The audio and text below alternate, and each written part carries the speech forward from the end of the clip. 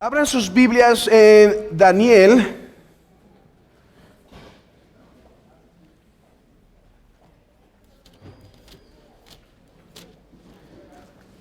Daniel, capítulo 9.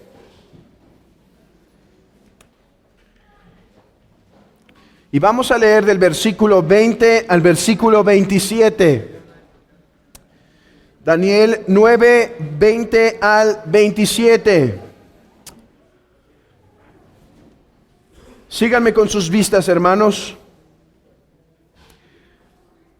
Aún estaba hablando y orando y confesando mi pecado y el pecado de mi pueblo Israel, y derramaba mi ruego delante de Jehová mi Dios por el monte santo de Dios.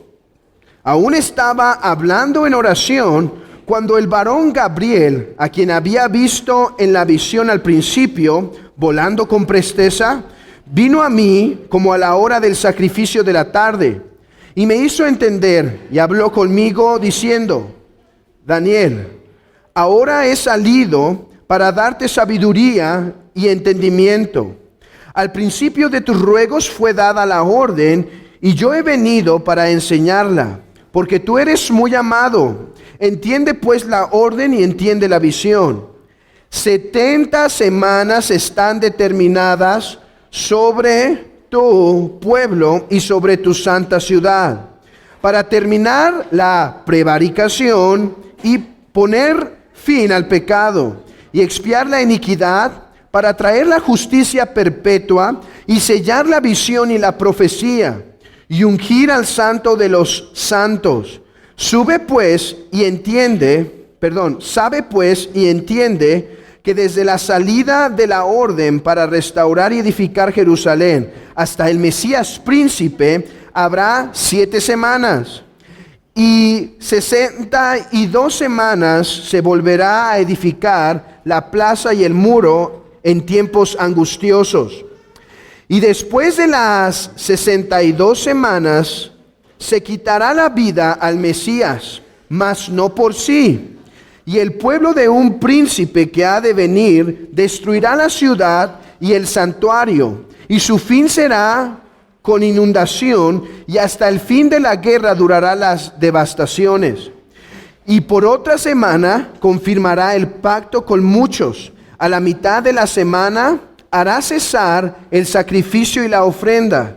Después, con la muchedumbre de las abominaciones, vendrá el desolador hasta que venga la consumación, y lo que está determinado se derrame sobre el desolador. Esta es la profecía que Dios dio a Daniel en el cautiverio babilónico.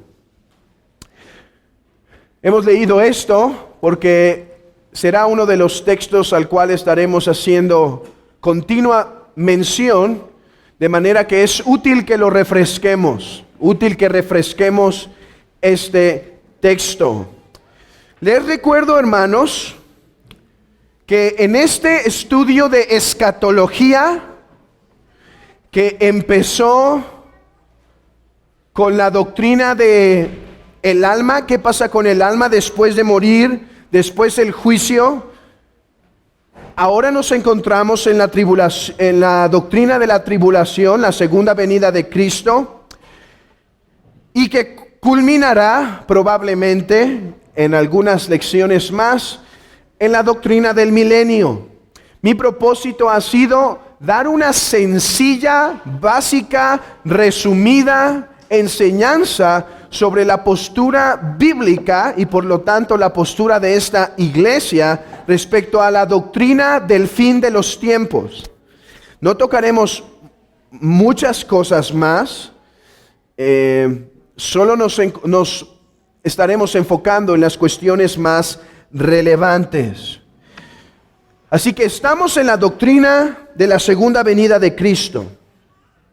Y hasta el momento, lo único que hemos hecho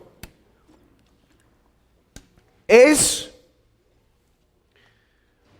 demostrar que el sistema de interpretación más común de nuestros días está mal. Aquí vamos a hacer un tipo catequesis, ¿de acuerdo?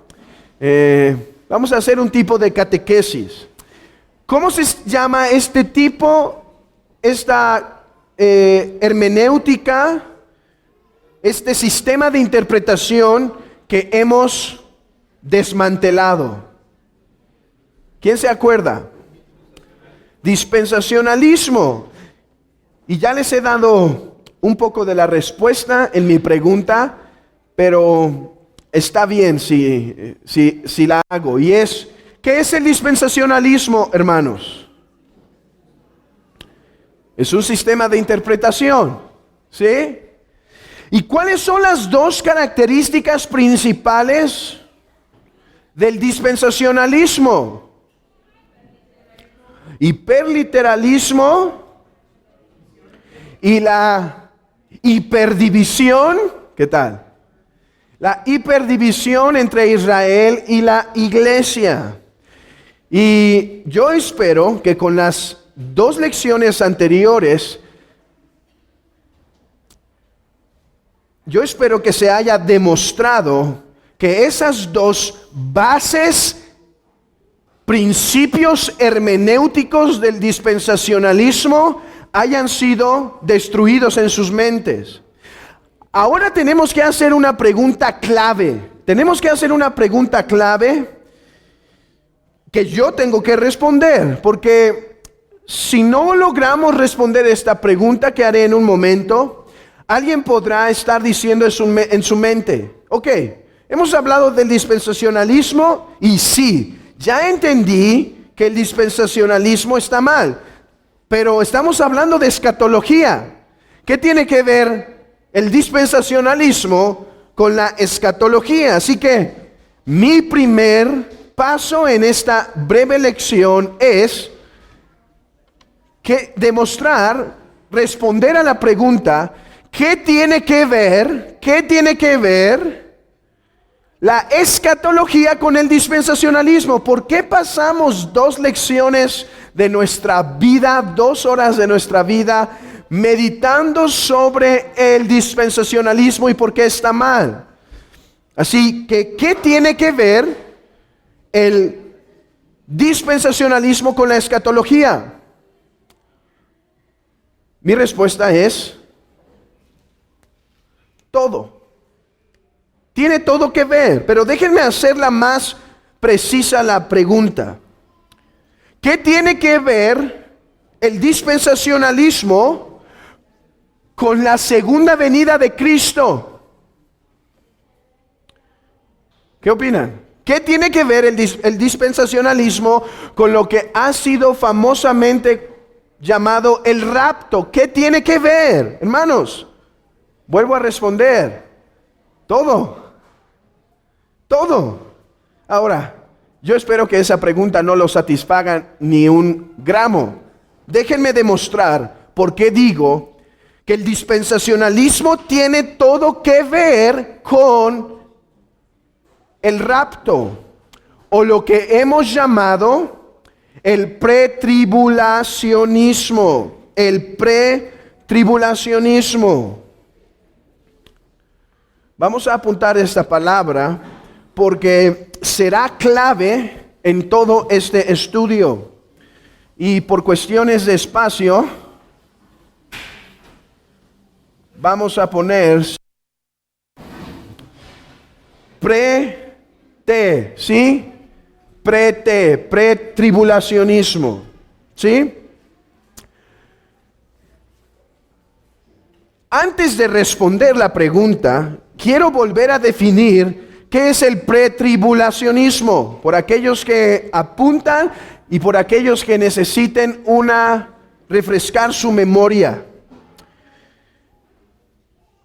El pretribulacionismo es aquella postura que dice que Cristo vendrá antes de 7 años de tribulación, que vendrá en una forma secreta, resucitando a los muertos creyentes. Los muertos no creyentes seguirán muertos. Y transformando a los creyentes que estén vivos durante ese tiempo del rapto, librándolos así de la ira, Eso es lo que enseña el pretribulacionismo. Es un acontecimiento en donde Dios va a raptar, Jesús va a raptar a su iglesia. ¿Y de qué los va a raptar? ¿De qué los va a rescatar? De una supuesta época de 7 años de tribulación. ¿Sí? Eso es el pretribulacionismo. Transformando solo a los creyentes que estén vivos y resucitando solo a los creyentes muertos. O sea, los que murieron en incredulidad no serían resucitados en este evento. Porque ¿saben qué? Porque este evento es secreto. ¿Sí? Este evento es secreto. Así que, teniendo esto en mente, preguntamos, ¿qué tiene que ver el pretribulacionismo con el dispensacionalismo? ¿Cuál fue nuestra respuesta corta? Todo. Ahora déjenme demostrar que es así. En primer lugar, notemos que el pretribulacionismo no existió en la historia de la iglesia, sino hasta el año 1830. ¿Quién sabe qué pasó en el año 1830? Nació el dispensacionalismo con un hombre llamado Irving y con un hombre llamado Darby. Nació el dispensacionalismo con un hombre llamado Irving y Darby. Tan claro es esto en la historia de la iglesia, hermanos, que nadie, por 1800 años, nadie en el cristianismo creyó en un rapto secreto. Nadie.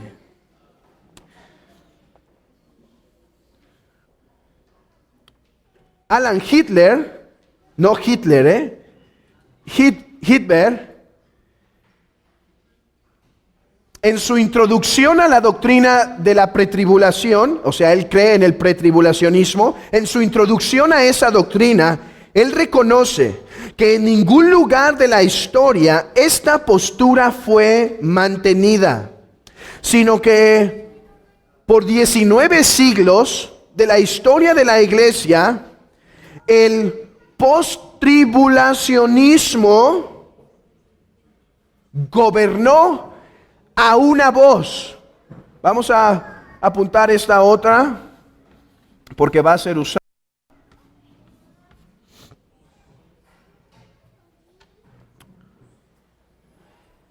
El posttribulacionismo gobernó la historia de la iglesia por 19 siglos. Y no fue hasta la aparición del dispensacionalismo que el pretribulacionismo nació.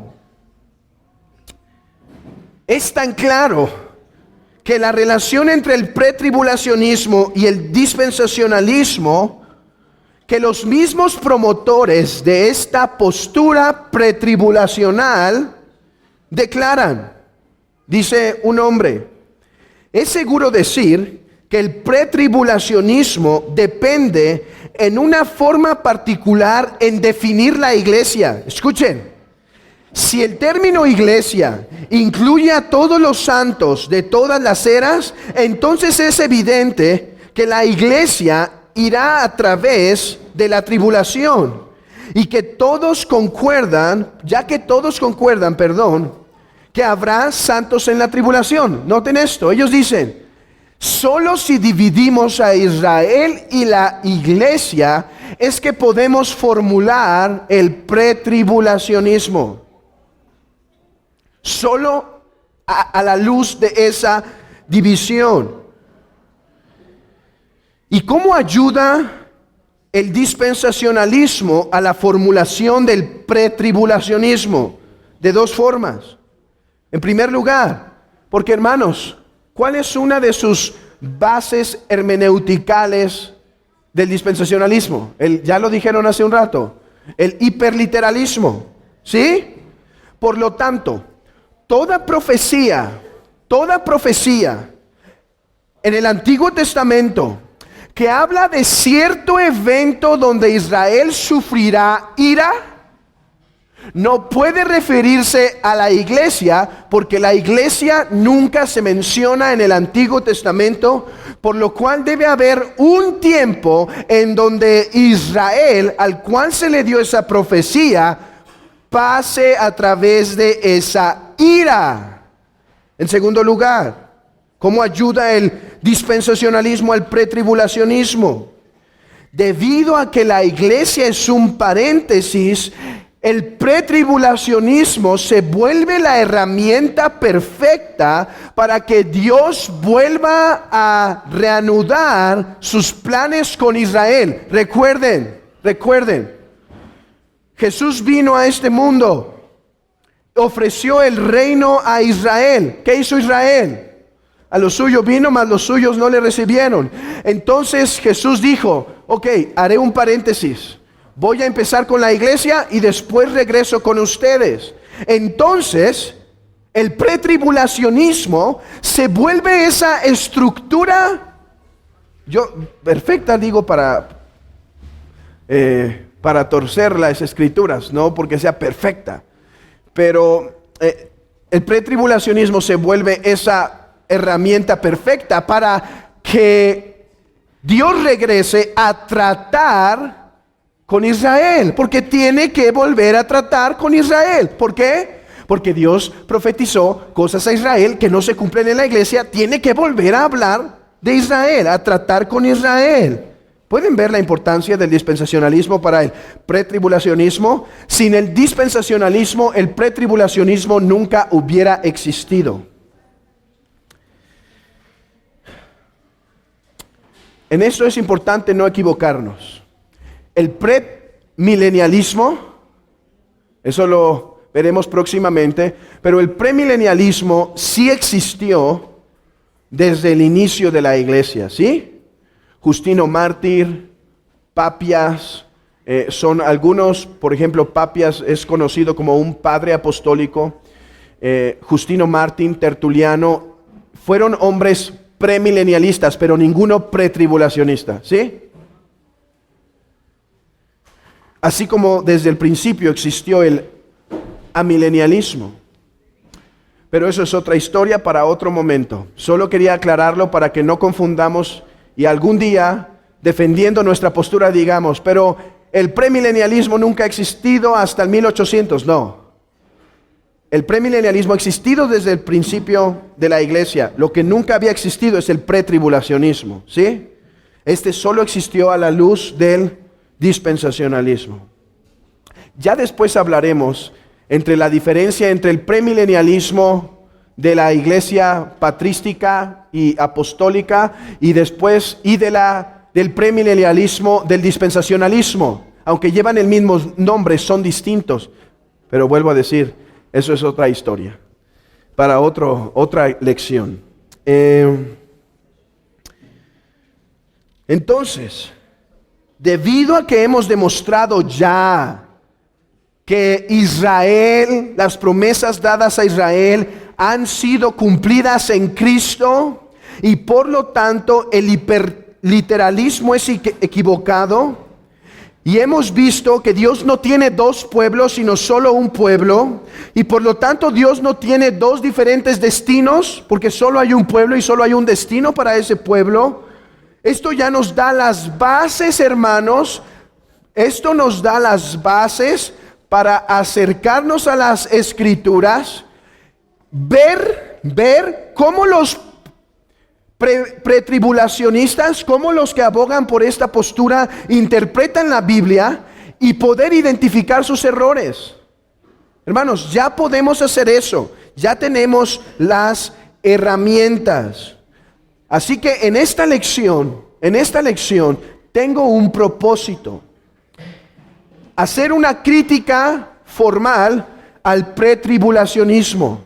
La próxima semana, si el Señor nos da vida, la próxima semana voy a hacer un argumento bíblico del post-tribulacionismo, ¿sí? Ahorita solo me voy a enfocar a criticar la postura pretribulacional, y quiero demostrar, hermanos, por qué está mal. ¿Por qué está mal? En primer lugar, quiero demostrar que su hermenéutica dispensacional no aplica en estos textos, es imposible aplicarla en esos textos. Y en segundo lugar, quiero que evaluemos su exégesis, si en verdad son fieles a la exégesis del texto. Así que yo espero que este breve resumen que he dado de cuál es la relación entre el dispensacionalismo y el pretribulacionismo les haya dado un poco de contentamiento y gozo, que las dos lecciones anteriores, aunque no fue enfocado directamente a la escatología, no fueron trabajo perdido, ya que son las herramientas, hermanos, que vamos a utilizar para criticar el pretribulacionismo. Y son las herramientas que vamos a usar para, recuerden, estas dos lecciones anteriores que hicimos de la crítica al dispensacionalismo no solo nos sirven para criticar el pretribulacionismo. Guárdelas mucho en su mente y en su corazón, porque son las mismas que nos servirán para hablar del anticristo, son las mismas que nos servirán para hablar del milenio. Todo eso son las mismas que nos servirán para hablar de la Nueva Jerusalén. Todo eso que vimos es base teológica que va a ser usada durante todo este curso. Si alguien está aquí y no tiene fresco ese material y quiere entender bien esta doctrina, yo le recomiendo que vea los videos. Si no, solamente verá como árboles que se mueven, ¿sí? Costará trabajo llevar el hilo de pensamiento. No porque la doctrina de la segunda venida de Cristo sea complicada, sino porque la han hecho complicada. Hermanos, antes de entrar a la crítica, quiero decir esto. Mientras más estudio la escatología, más estoy convencido que esta es muy clara en la Biblia. He escuchado de pretribulacionistas y de premilenialistas que dicen que no debemos tener una postura tan firme, porque en realidad es muy difícil como para tener una posición dogmática. Estuve meditando, y al estudiar la postura pretribulacional y premilenial para hacer esta crítica, ¿saben qué? Dije, sí es muy complicada. Es que tienen tantas cosas tan intrincadas, tantas telarañas para formular la doctrina, tanta córtale aquí, córtale acá, súmale acá, multiplícale acá, esta semana aquí, pero tienes que verla a la luz de esto, y tan intrincada, tan manipulada, que ¿saben? Dije, comprendiendo a estos queridos hermanos, dije, ya entendí por qué crees que es complicada. Es que tu sistema la ha hecho tan complicada. Pero mi petición a esos hermanos es la siguiente: no nos incluyas en tu definición. No digas, la escatología es difícil para todo cristiano. Mi petición es, no me incluyas ahí. Porque la postura bíblica, hermanos, es sumamente clara. Es sumamente clara. La doctrina de las últimas cosas es clara desde Mateo hasta Apocalipsis. Para ser exactos, mejor di que tu postura pretribulacional, premilenial es complicada. Pero yo no acepto que digan eso de nuestra postura. Porque, hermanos, mientras más estudia uno, más ve que esto no es una telaraña de doctrina. Esto es algo que el Señor hizo claro. Ahora, ¿hay aspectos complicados? Sí. Pero hermanos, Apocalipsis no fue dado para un grupo de eruditos. Apocalipsis fue dado para hombres sencillos del vulgo, para consolar sus corazones, esperando que ellos comprendieran el mensaje de Apocalipsis.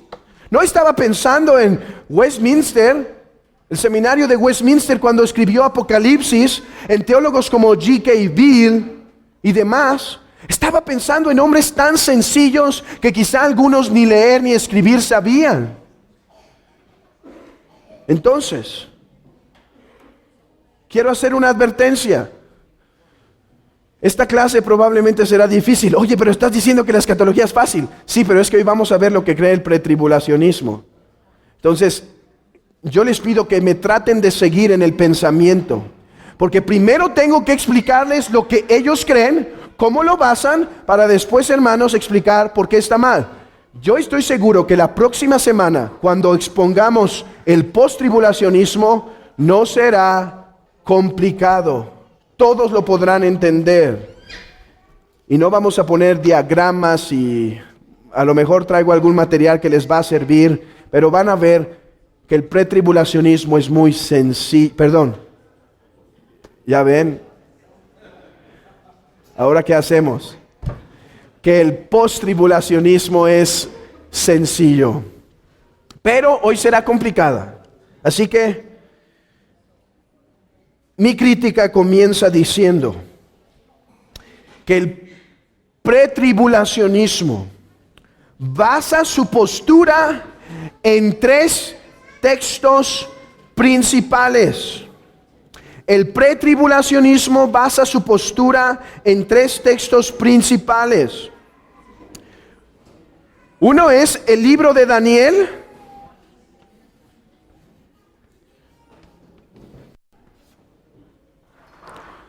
El libro de Daniel, particularmente, aunque hablan del capítulo 7, particularmente el pretribulacionismo se basa en las 70 semanas. Otro texto es Primera Tesalonicenses, capítulo 4 y capítulo 5. Y el último texto, que es para ellos como su argumento más fuerte, es Mateo 24. Mateo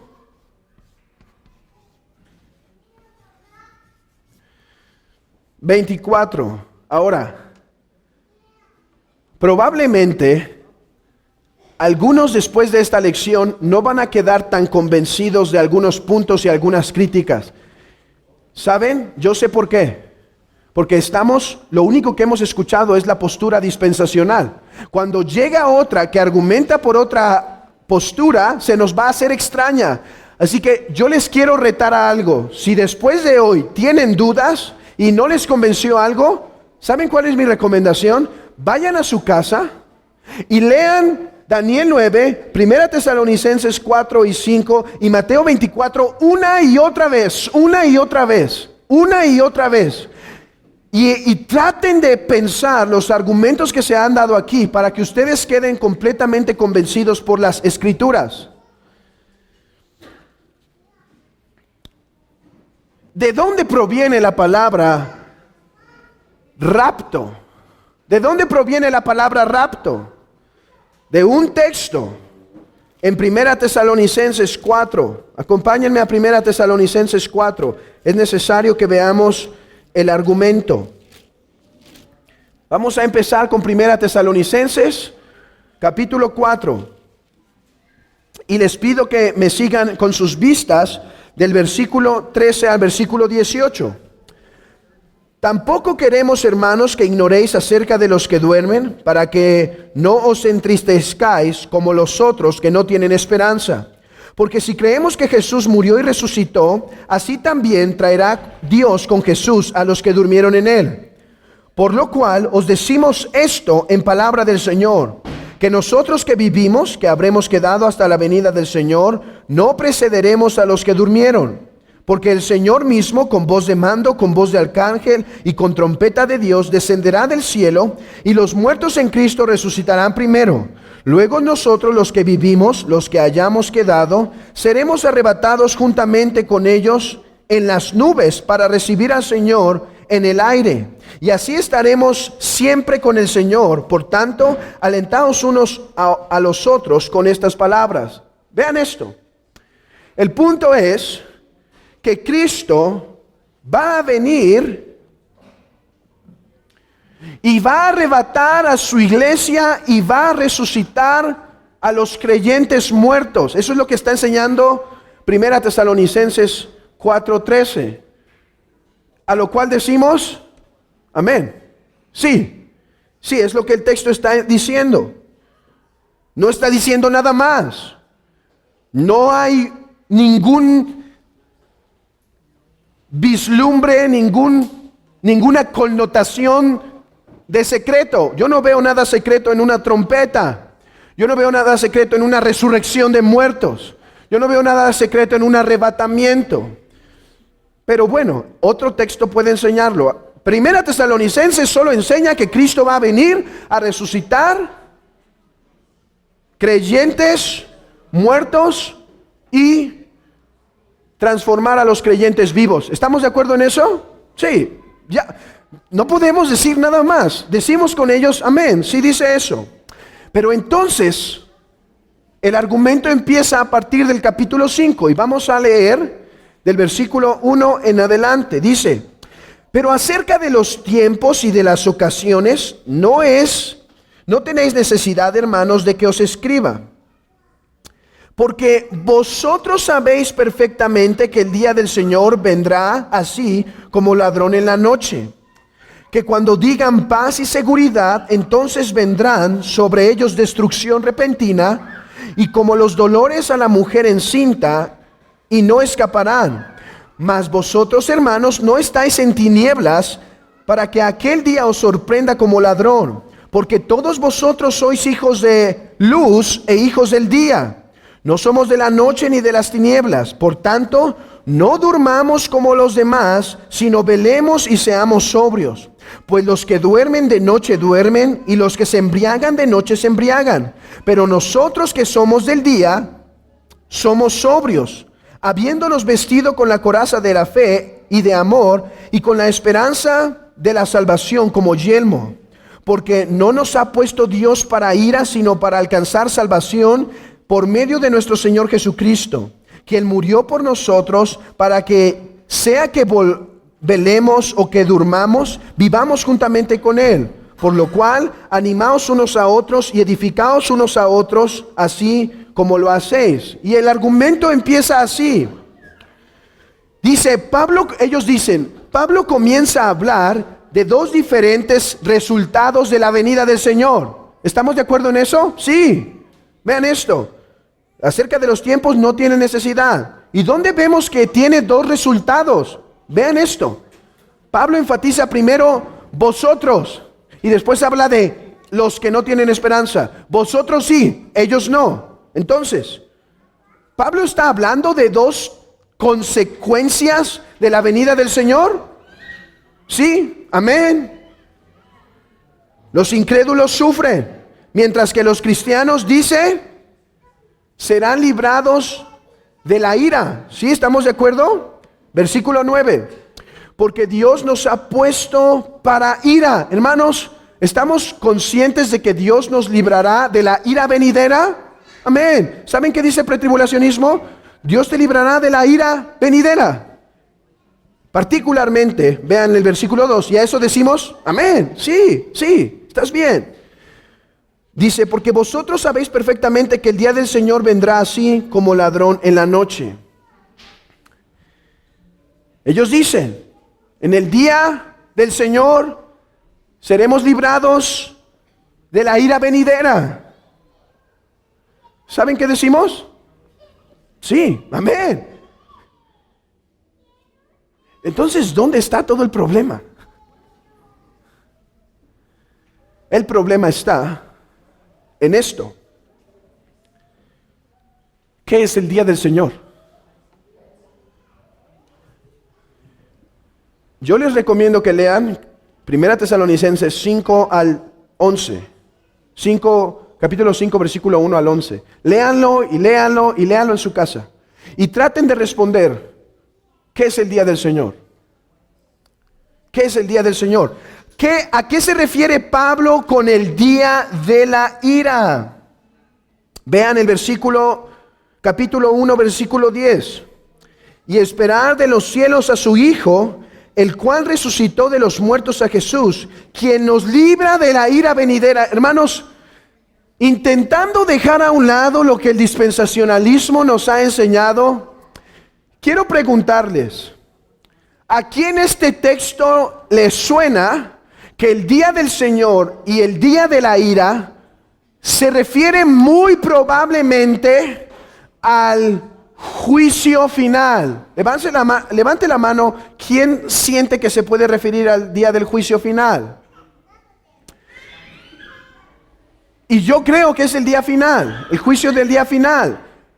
Entonces, ¿cómo es que el dispensacionalismo construye el rapto secreto? Aquí les va. El día del Señor para ellos son 7 años de tribulación. ¿Sí? El día del Señor son 7 años de tribulación. Entonces, vean cómo ya concuerda todo muy bien. Ya se solucionó. Dice, va a haber un arrebato que nos va a librar del día del Señor. Pero el día del Señor no significa el juicio final. El día del Señor significan 7 años de tribulación. Ya existe un rapto. ¿Me explico? Kabum. Rapto. Hermanos, y la pregunta viene a ser, ¿y de dónde lo sacaron? ¿De dónde sacaron que el día del Señor, el día de la ira, son 7 años de tribulación? ¿Alguien tiene alguna sugerencia?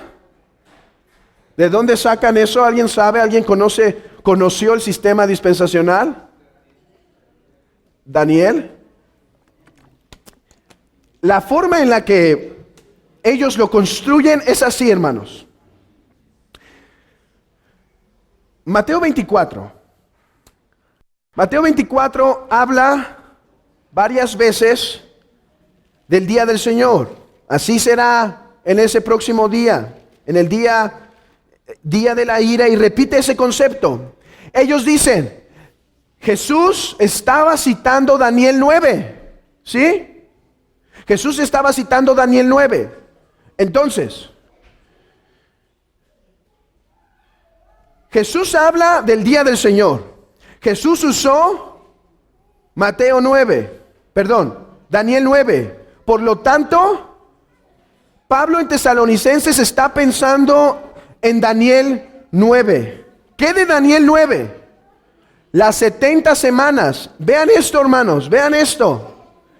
El rapto secreto se basa en que 1 Tesalonicenses 5:2, cuando dice que el día del Señor vendría como ladrón en la noche, se refiere a la semana 70 de Daniel. Y esa semana 70 es una semana de tribulación, y eso es lo que Jesús habla como el día del Señor o el día de la ira. Por lo tanto, Daniel estaba diciendo que seríamos rescatados de la tribulación y que hay un rapto secreto, porque 7 años, vamos a ser librados de 7 años de ira. ¿Sí? ¿Quedó claro cómo lo construyeron? ¿Quedó claro? Quiero que todos lo entiendan aquí. Entonces, hermanos, yo aquí tengo ya un problema a primera vista. ¿Por qué construir toda una doctrina de uno de los textos más difíciles de toda la Biblia? ¿Saben por qué? Porque en la oscuridad del texto, en lo nebuloso del texto, pueden hacer muchas cosas. Como no es como tan suficientemente claro, me sirve para que sea un rapto. Hermanos, tengo que decirlos que su doctrina se basa en el texto más complicado. Déjenme decirlo así. Si Daniel 9 no habla, si la semana 70 de Daniel 9 no es una semana de tribulación, hemos cortado el pretribulacionismo. Y es lo que quiero demostrar en esta hora. Es lo que quiero demostrar. Dice Douglas Moo: déjenme decir desde el principio que nuestro más básico desacuerdo con el pretribulacionismo es respecto al día del Señor. El pretribulacionismo argumenta que el día del Señor es un tiempo extendido de 7 días. No es un momento de juicio final, como yo creo que Pablo está argumentando. Yo creo que el día del Señor en la mente de Pablo es un día de juicio final. No, el pretribulacionismo argumenta que el día del Señor es un tiempo extendido de 7 años, de las 70 semanas de Daniel, e incluye la tribulación final. Pero, ¿qué si podemos demostrar que el día del Señor nunca se refiere a un periodo extendido de 7 años, sino que se refiere a la consumación del juicio? Que cuando Pablo está diciendo seremos librados de la ira, se refiere al juicio final.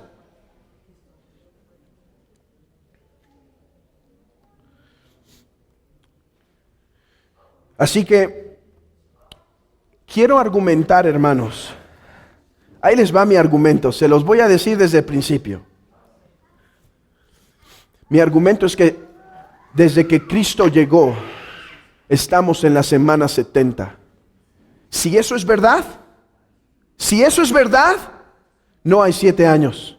Si la semana 70 está en operación, ya no tiene ningún argumento el pretribulacionismo.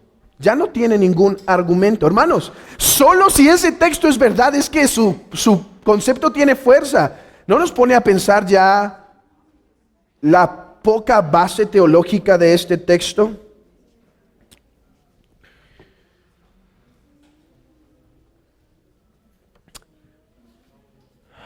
Antes de pasar a otras formas entonces en que ellos se argumentan, es importante empezar con esta crítica, que Daniel 9 no habla de que la semana 70 de Daniel 9 no está inconclusa, no está esperando su conclusión, ya ha comenzado. Y repito, si para ti no es tan claro el día de hoy, ve a tu casa y lee Daniel 9. Pero déjenme exponer, abran sus Biblias en Daniel 9. Y déjenme exponerles cómo es que ellos argumentan que la semana 70 no está cumplida, sino que está inconclusa hasta que venga el arrebatamiento y los 7 años de tribulación. Se habla de 70, ¿sí? ¿Cómo lo traduce nuestra Biblia? ¿70 qué? 70 semanas. En el hebreo, literalmente quiere decir 70 unidades de 7. Ahora, lo único que tiene unidades de 7 es la semana. ¿O habrá algo más que tiene unidades de 7? Ahorita lo veremos. Estas 70 semanas, ¿qué son? ¿Qué son las 70 semanas? El dispensacionalismo dice años, que son años. La Biblia no dice qué son, pero ellos dicen que son años. Por causa del argumento vamos a aceptar que son años. Entonces ellos dicen 70 por 7, 490. Está hablando de 490 años. Se habla que esta semana 70, esta unidad de 77, esta unidad de 70 semanas comenzaría, ya leímos, ¿cuándo comenzaría su realización de estas 70 semanas? ¿Cuándo realizaría? En el decreto ¿de qué? De la reconstrucción del templo y la ciudad. Entonces ellos dicen, el único lugar en la historia en donde el templo se construyó junto con la ciudad fue en el año 444 o 445. Por lo tanto, si nosotros le quitamos las Si nosotros sumamos desde la semana 70 hasta la semana 69,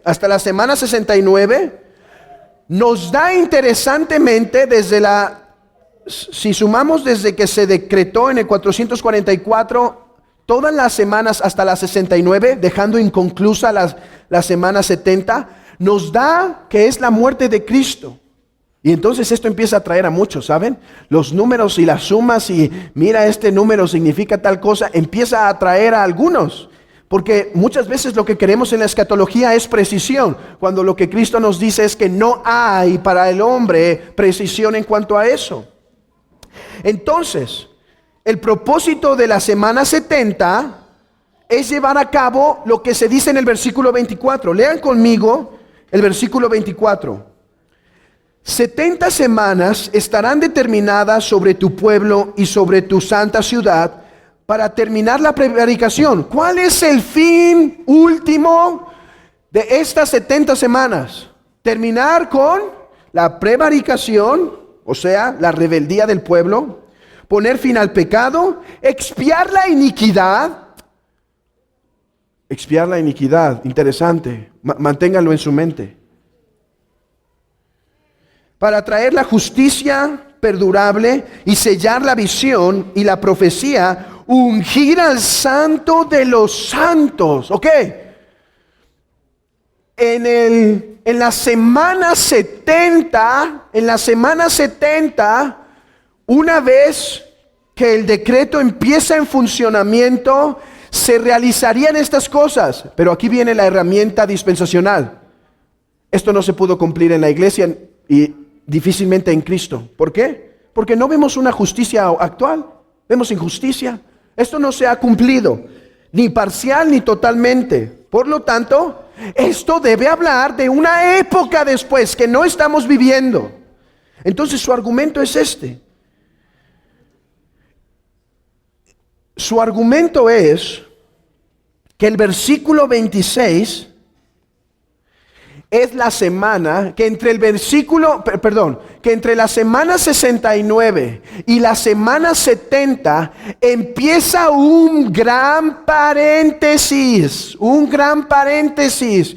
y que en ese paréntesis van a pasar dos cosas antes de que la semana 70 se lleve a cabo. ¿Qué dos cosas van a pasar? La muerte del Mesías y la abominación desoladora. ¿Qué es la abominación desoladora? Es cuando el anticristo se sienta en el templo. ¿En verdad? Vamos a ver, esa es la argumentación. Estoy tratando de ser lo más sencillo, pero así es como ellos construyen su doctrina, hermanos. Aquí es donde les dije que iba a haber complicación. Déjenme entonces empezar a criticar esta postura. Las 70 unidades de 7 deben interpretarse teológicamente y no cronológicamente. ¿A qué me refiero? Dios dijo a Israel, por ejemplo, hermanos, Dios dijo a Israel en Jeremías 25 que por su pecado Israel sería llevado a Babilonia por 70 años y que después de esos 70 años Babilonia caería. ¿Saben cuál es el problema? Babilonia no cayó en 70 años. Babilonia cayó en menos de 70 años. Algunos calculan 64, 66.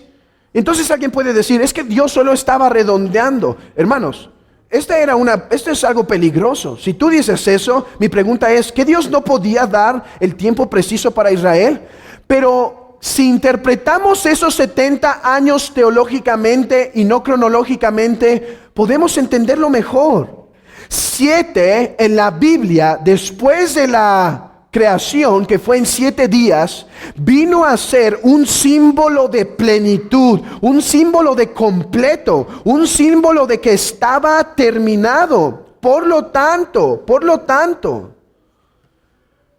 cuando Dios dice que Babilonia sería llevado en castigo por que cuando dice que Israel sería llevado en castigo por 70 años, no está hablando de 365 días multiplicado por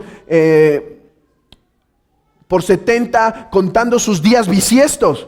Así ellos tratan de hacer para argumentar que desde el 444 hasta el tiempo de Cristo empiezan a decir días bisiestos. No, no hay que contarlo para que embone, sí, no, pasa ese. Hacen toda su argumentación. Hermanos, pero ¿qué si encontramos que en la Biblia los números muchas veces se refieren a conceptos teológicos más que cronológicos? Por ejemplo, abran sus Biblias en Zacarías 1:12. Zacarías 1:12. Respondió el ángel de Jehová y dijo: Oh Jehová de los ejércitos, ¿hasta cuándo no tendrás piedad de Jerusalén y de la ciudad de Judá, con las cuales has estado airado por espacio de 70 años? No fueron 70 años exactamente. Pero que si 7 se habla de que tu juicio se derramó completo. Vamos al Salmo 90:10. Salmo 90:10.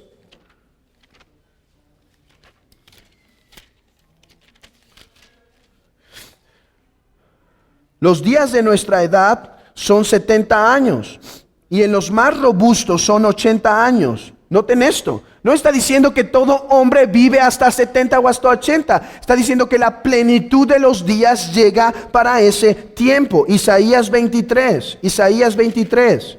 Vamos rápido a Isaías 23.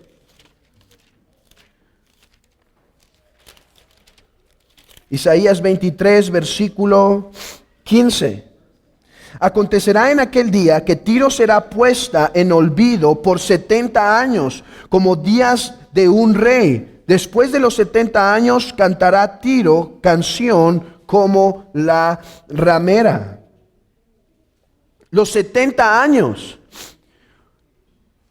El número 7 habla de una plenitud, habla de algo que está completo.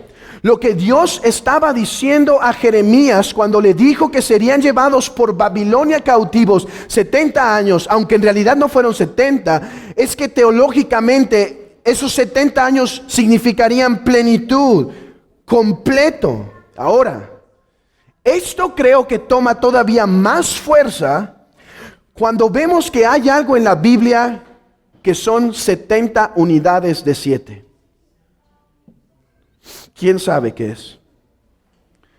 Solo hay algo en la Biblia que habla de 70 unidades de 7.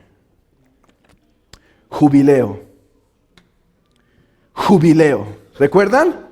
Descansarían y en el año del jubileo, cuando se cumplieran 49 años de estar reposando cada 7, ellos recibirían reposo. ¿Qué si el jubileo viene a ser un símbolo escatológico del descanso de su pueblo? Un símbolo de un descanso futuro. Escuchen esto, hermanos. Daniel en el capítulo 9 está orando a Dios basado en una promesa. Vean conmigo Daniel capítulo 9, versículo 1. Daniel 9:1. En el año primero de Darío, hijo de Asuero, de la nación de los Medos, que vino a ser rey sobre todo el reino de los caldeos, en el año primero de su reinado, yo Daniel miré atentamente en el libro el número de los años de que habló Jehová al profeta Jeremías. ¿Pueden ver? Daniel está orando a Dios porque Daniel considera a Dios el Dios del pacto. ¿Y qué pasa en su oración? ¿Qué hace Daniel? Es un tipo de oración muy particular. ¿De qué consiste su oración? En confesar pecado porque han violado los mandamientos del pacto, en confesar su prevaricación, en confesar su violación del pacto. Entonces, cuando está orando, viene el ángel Gabriel y le dice: ya, tu oración ha sido contestada. Van a pasar 70 unidades de 7. Y al final de esa semana llegará el gran descanso del jubileo para ustedes. Llegará un gran descanso de jubileo. Miren lo que dice un autor llamado Meredith Kline. Como un símbolo profético de la consumación del orden actual, eso es lo que es las 70 unidades de 7. Como fue elaborado en el pacto mosaico, el Shabbat sirvió como una señal de la era mesiánica, de la liberación redentora, restitución y descanso. El jubileo era la máxima expresión de ese descanso escatológico. Hermanos, la semana 70 se refiere al descanso en el cual entraría su pueblo eternamente. Por lo tanto, no hay problema no tenemos que identificar, vean esto, no tenemos que identificar el inicio de las semanas hasta el año 444. Daniel estaba orando en el año 500 antes de Cristo. Su oración dijo Ciro, que la reconstrucción del templo empezaría. ¿Por qué esperar a 444 hasta el 444? ¿Saben por qué? Para que embone. Si no, no embona. Si no, en los 70 y 490 nos va a salir un poquito antes y ahí no había nacido Cristo ni iba a morir. Pero ¿qué si los años no son tiempo exacto, cronológico, como nos enseña la Escritura, sino teológicamente 490 o 7 unidades de 7 debe ser tomado como plenitud? Hermanos, tomen esto muy cercanos a sus corazones, porque cuando lleguemos a Apocalipsis vamos a ver mucho como 12. 12 estaban adorando, 12 estaban haciendo estos, los metros de la ciudad eran tal. Mucho de esa numerología era numerología simbólica. La semana 70, mi argumento 2, es que ya está en operación. Mi primer argumento es que hay mucha base para pensar que el reinado la reconstrucción o la iniciación de las 70 semanas comenzó con Ciro, porque no se debe interpretar cronológicamente, sino teológicamente. Y mi segundo argumento, y quizá el más fuerte, espero yo, es la semana 70 ya está en operación. No esperamos su iniciación. Noten que hay 6 cosas que se deben cumplir en la semana 70. ¿Cuáles? Volvamos a leer Daniel 9:24. 6 cosas se deben cumplir. Dice, va a terminar con la prevaricación, terminar con las transgresiones, poner fin al pecado, hacer expiación, traer justicia eterna, sellar la visión y ungir el santo. El dispensacionalismo dirá que esto fue prometido a Israel y que por lo tanto esta promesa solo puede cumplirse en la segunda venida de Cristo, cuando el paréntesis de la iglesia acabe. Pero si interpretamos la Biblia como los apóstoles la interpretaron, podemos ver que estas 6 cosas han llegado a realización en la persona y obra de Cristo. Cristo ha terminado con las transgresiones de su pueblo. Hermanos, lo que estamos leyendo es la promesa del nuevo pacto. Es ese descanso eterno del jubileo. Es descanso eterno, es el nuevo pacto. Cristo ha terminado con las transgresiones. Cristo ha puesto fin al pecado. ¿No dice la Escritura que le ha dicho al pecado, ¿dónde está tu aguijón? ¿No lo ha consumado? Ha hecho expiación por el pecado. ¿No ha hecho expiación por el pecado Cristo? Ha traído justicia. Él dice, una de sus bienaventuranzas es, bienaventurados los que tienen hambre y sed de justicia. El pueblo que se apartó ahora anhela justicia.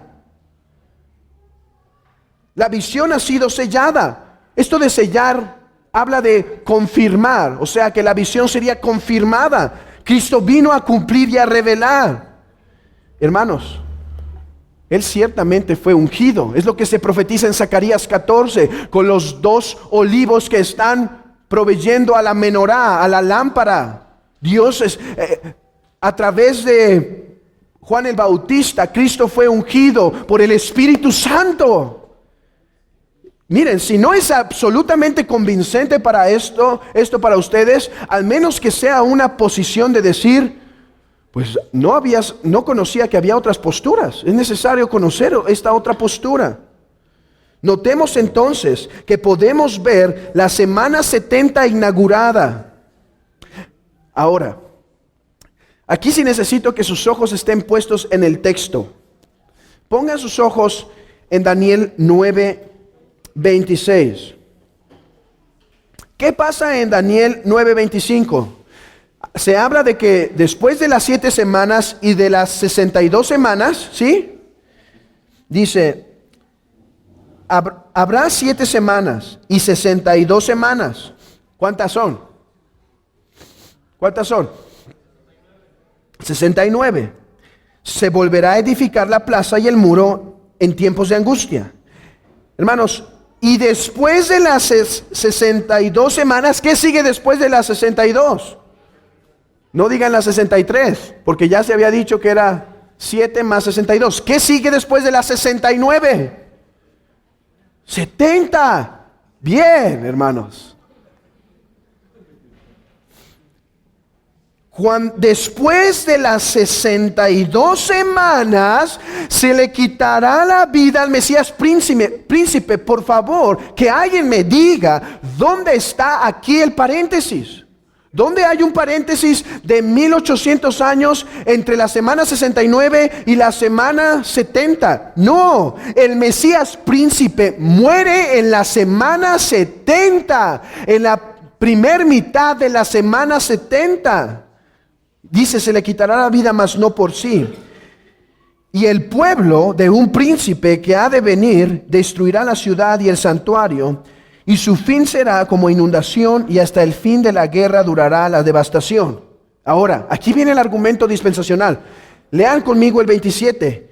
Y por otra semana se confirmará el pacto. ¿Cuál es la semana de la cual está hablando el versículo 27? La semana 70. Entonces ellos dicen, ¿ves? El 25 acaba con la 69. El 27 empieza con la 70. El 26 debe ser un paréntesis. El 26 debe ser un espacio. Ahora, ¿qué si nuestros oídos estuvieran más educados al Antiguo Testamento y supiéramos de la forma poética y de repetición que la Biblia habla para anunciar las profecías, como lo hace en el libro de Ezequiel, en el libro de Jeremías?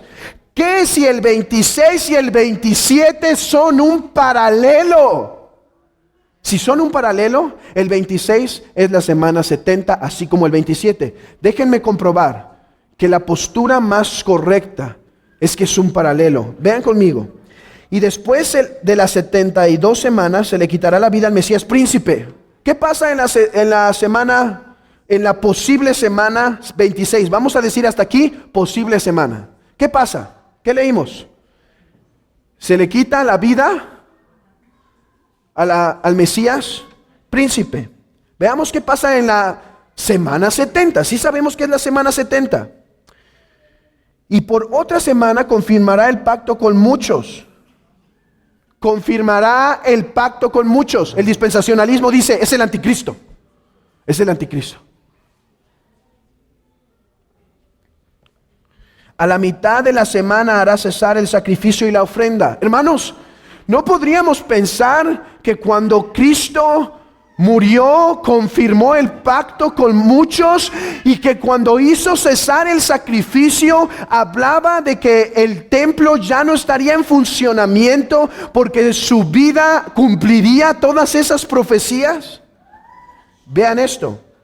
Vamos a regresar a la posible semana 70 del versículo 26. ¿Qué más pasa además de la muerte del Mesías? Y el pueblo de un príncipe que ha de venir destruirá la ciudad y el santuario, y su fin será como inundación, y hará en el fin la guerra durante la devastación. ¿Qué es esto? Hermanos, esto tiene que ser el año 70 con Tito. El año 70 con Tito. Vamos a ver si se parece a lo que dice en el versículo 27. Después, con la muchedumbre de las abominaciones, vendrá el desolador, hasta que venga la consumación y lo que está determinado se derrame sobre el desolador.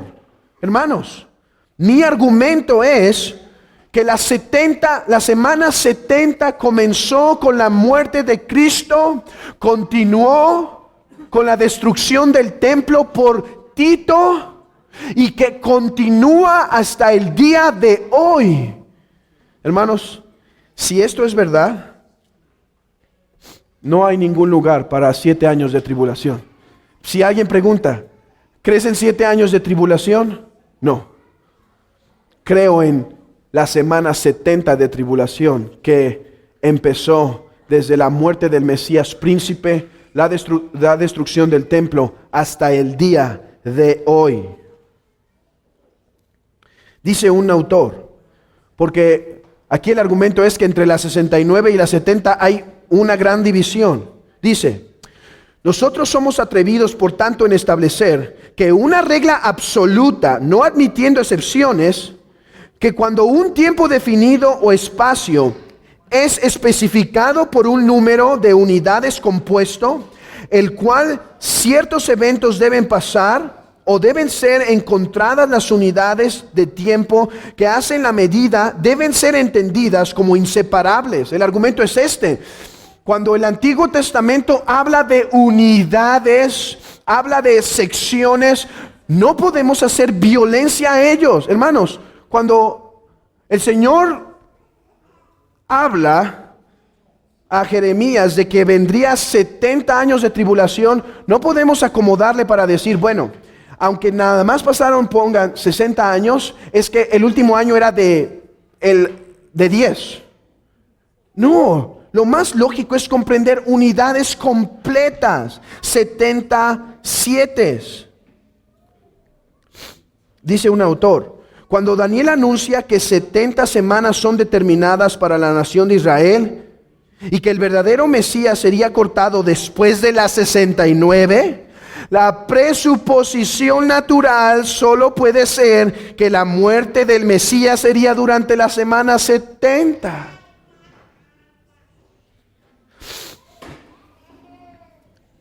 Notemos entonces que Daniel no está hablando en primer lugar de 7 años literales, sino que está hablando de un periodo extendido. La semana 70 debe entenderse teológicamente.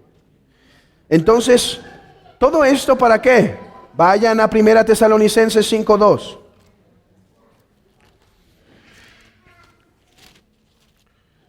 Primera Tesalonicenses 5:2. Porque vosotros sabéis perfectamente que el día del Señor, hermanos, ¿qué es el día del Señor? Ya vimos que no puede ser la semana 70 de Daniel, puede ser el final de la semana 70 de Daniel, pero no hay 7 años de tribulación en ningún lugar en la Biblia. Hermanos, solo armándolo como ellos arman el rompecabezas y haciendo lo que embone, yo he visto a mi hija intentar meter el óvalo en el cuadrado. Los niños se ríen porque saben de su intento fallido. Hermanos, yo les animo a que lo mediten un poco más. Denme solo 10 minutos más, porque su otro texto principal es Mateo 24. Mateo 24, y no vamos a leer todo Mateo 24, les animo a que lo hagan en sus casas. Y algo está pasando en Mateo 24. ¿Qué está pasando en Mateo 24? Los discípulos están atónitos. ¿Por qué? Porque en el capítulo 23 Jesucristo dijo algo del templo. ¿Qué dijo? Vendrá desolación sobre ustedes.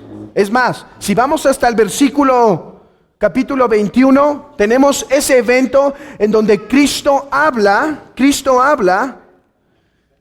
de que se estaba cumpliendo la profecía y que la gloria del Señor se estaba apartando,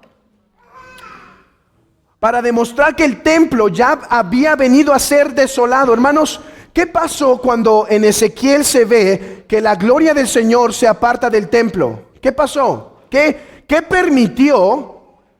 Vean esta pregunta. ¿Qué permitió que la gloria del Señor en la profecía de Ezequiel se apartara? ¿Qué permitió eso? La destrucción del templo. Con la gloria del Señor ahí no podía pasar, no podían destruir. Pero si la gloria del Señor se apartaba, podía pasar. ¿Qué tenemos en Mateo 21? Jesús sale cumpliendo la profecía de la gloria del Señor se ha apartado del templo. Entonces dice Mateo 24:2. ¿Veis todo esto? De cierto os digo que no quedará aquí piedra sobre piedra que no sea derribada. Esto entonces alarma a los discípulos. ¿Y qué preguntan los discípulos? 2 preguntas. Dice, ¿cuándo pasará esto? ¿Y cuándo será el fin? Vean conmigo versículo 3. Y estando él sentado en el monte de los olivos, los discípulos se le acercaron aparte diciendo, dinos, ¿cuándo serán estas cosas? ¿Cuáles cosas?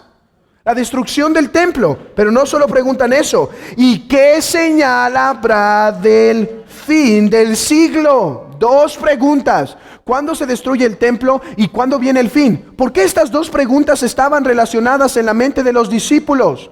Claramente, porque para ellos una existencia sin el templo era inconcebible.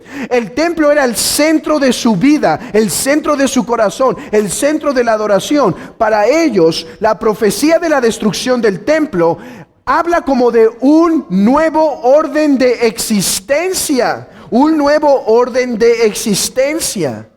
Entonces Jesús tiene que contestar. ¿Cuándo se destruye el templo y cuándo vendrá el fin? ¿Cuándo se destruye el templo y cuándo vendrá el fin?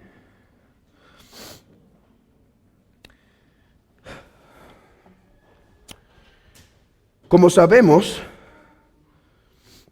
Jesús empieza a partir del versículo 4. Mirad que nadie os engañe. Hermanos, mi argumento es,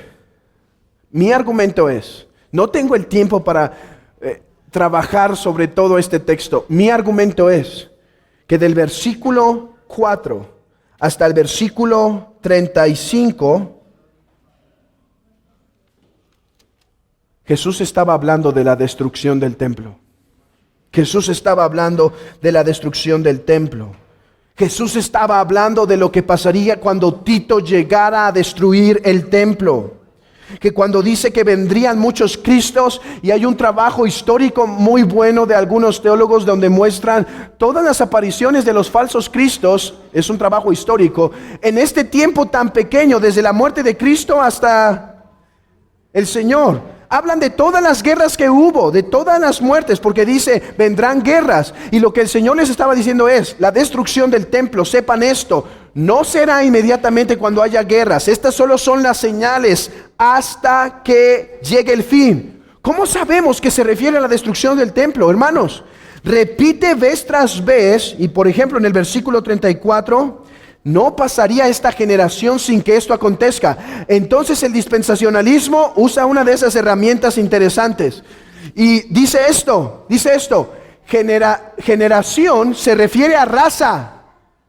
Entonces los dispensacionalistas dicen que Mateo 24, 4 al 35 está hablando de la segunda venida de Cristo. Que eso pasaría durante el día de la ira. La semana 70 de Daniel. El problema es que Jesús dice que no pasaría esa generación sin que eso acontezca. Es que generación quiere decir raza, o sea que la humanidad no pasaría. El problema es que todas las veces que generación se refiere en el libro de Mateo, todas se refiere a la generación de la cual se está hablando. A esas personas. A ellos les está diciendo que huya, a ellos les está diciendo que se escondan, a ellos les está diciendo que muevan. Tienen que estudiarlo ustedes Pero aquí está, creo que el pasaje más difícil. Quiero que trabajemos brevemente sobre el pasaje más difícil. Abran sus Biblias en Mateo 24.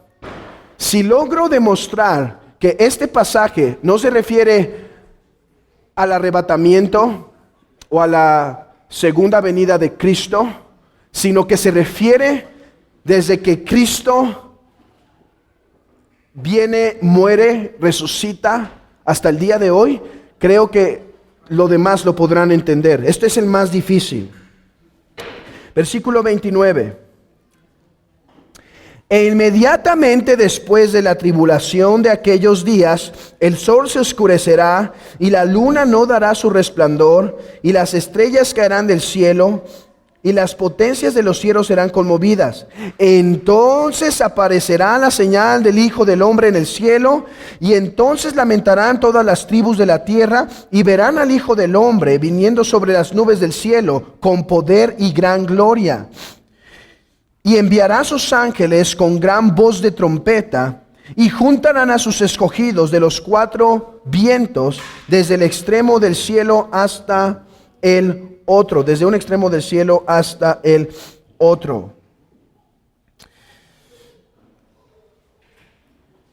Tal lenguaje, como el sol se oscurecerá, la luna no verá su resplandor, el pretribulacionismo dice que eso pasará en el tiempo de la tribulación.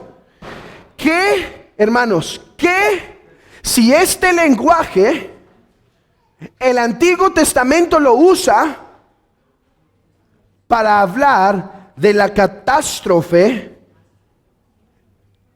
y la tribulación en una nación? ¿Qué si esta ilustración ya se ha usado en la Biblia para hablar de otros reinos? Acompáñenme a Isaías 13. Isaías 13. Rápidamente, Isaías 13. Isaías 13, versículo 9 y 10. He aquí, el día de Jehová viene, terrible y de indignación y ardor de ira, para convertir la tierra en soledad y raer de ella a sus pecadores.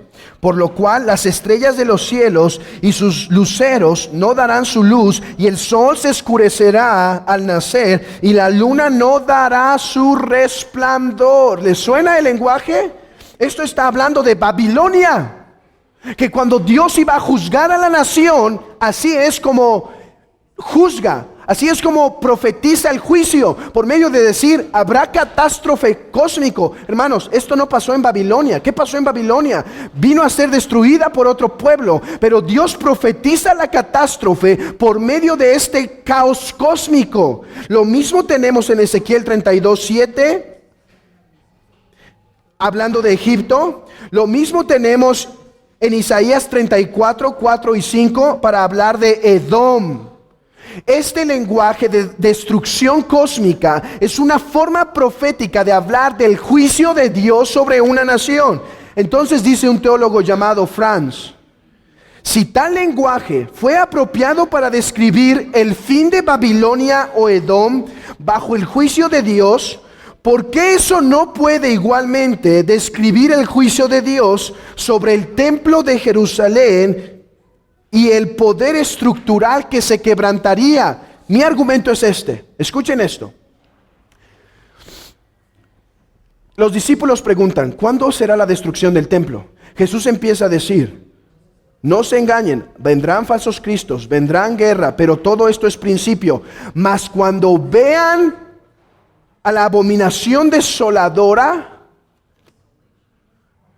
sepan que el fin ha llegado. Hermanos, ¿qué era la abominación desoladora según Daniel 9, 26 y 27? Tito destruyendo el templo. Tito destruyendo el templo. Según Mateo, la abominación desoladora dice, ¿cuándo será la destrucción del templo? Habrán guerras, habrá esto, pero eso no es el fin. El fin llegará cuando venga la abominación desoladora. Cuando venga la abominación desoladora, entonces será el fin. Todo eso Cristo explica hasta el versículo 28. hasta el versículo 28. Mateo 24, 28. Versículo 29 y al versículo 31 es una recapitulación de lo que será la destrucción del templo. Vean esto.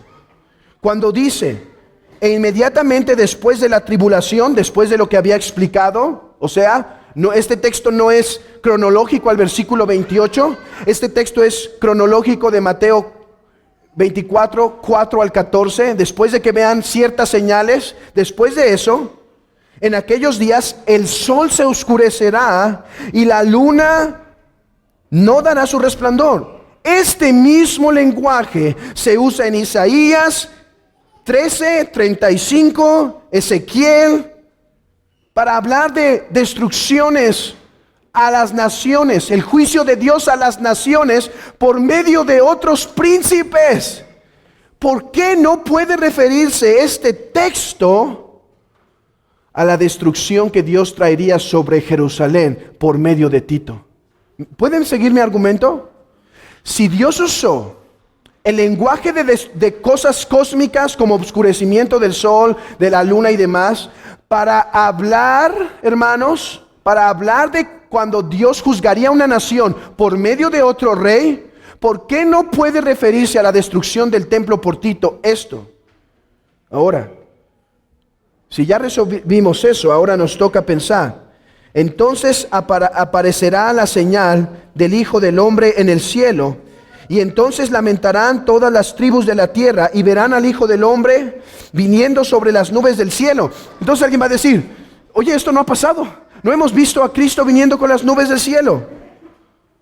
Hermanos, ¿qué nos pasó? Que ya no podemos interpretar las Escrituras a la luz de las Escrituras.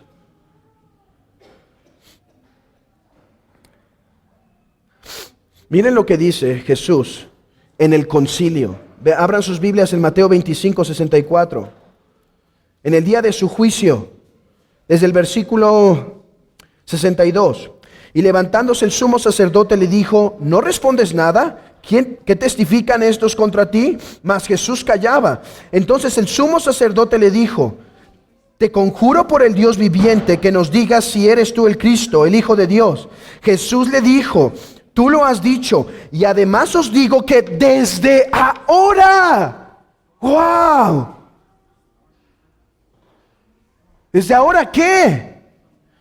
Desde ahora veréis al Hijo del Hombre sentado a la diestra del poder de Dios y viniendo en las nubes del cielo. ¿Esto no suena exactamente igual a lo que se está diciendo en el versículo 30? Hermanos, ¿qué está pasando? Cristo les dice esto.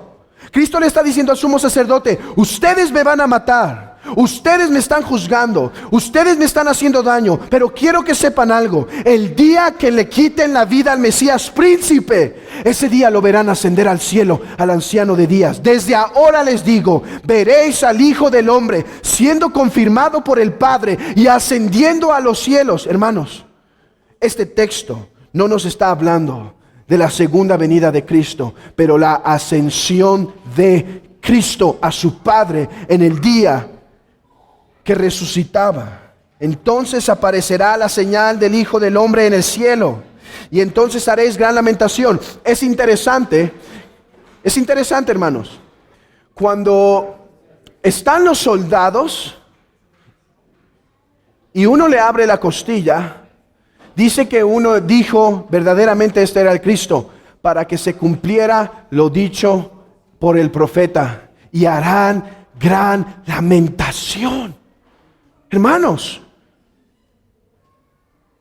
29 al 31 está hablando de que Jerusalén sería confirmada. ¿Cuál es la señal del Hijo del Hombre?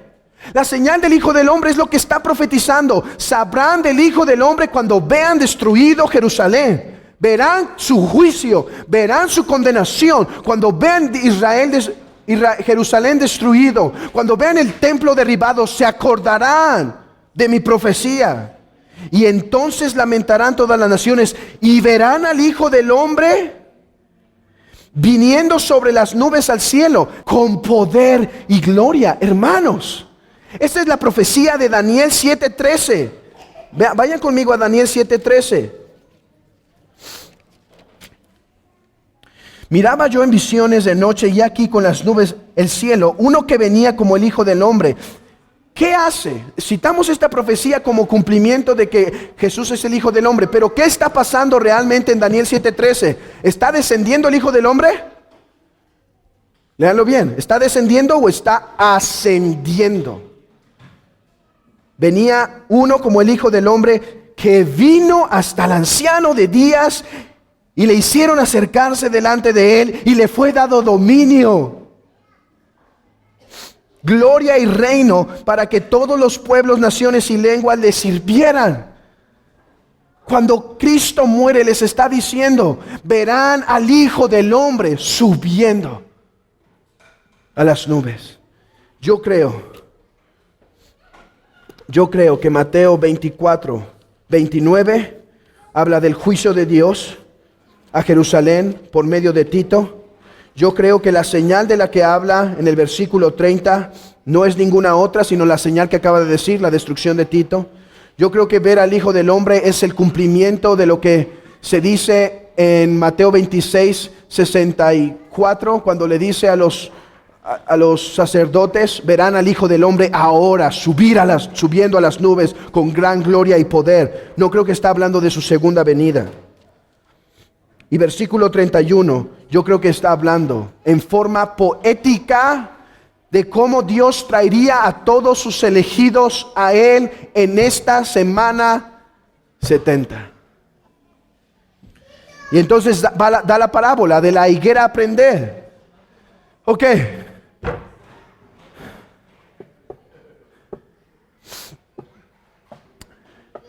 Eso es todo para esta lección.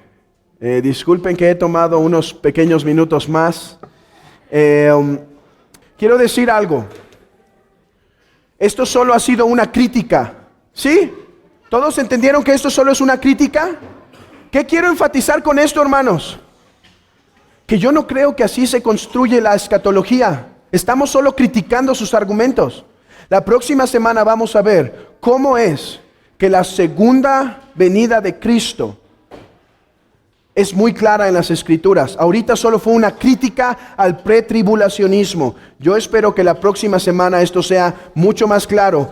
Y quizá muchos hermanos que están aquí o personas que van a ver este audio están confundidos, no es tan claro. Mi recomendación una vez más es, entiendo que estén confundidos. Lo único que han escuchado hasta el día de hoy es dispensacionalismo, la escatología dispensacional, el rapto, películas de Hollywood. Y eso es peligroso. Hacer nuestra teología con películas de Hollywood es peligroso. Yo espero más bien que esto meta inquietud para conocer la Escritura. Y hermanos, que el Señor ayude y bendiga este material para sus corazones y nuestra unidad teológica. Amén.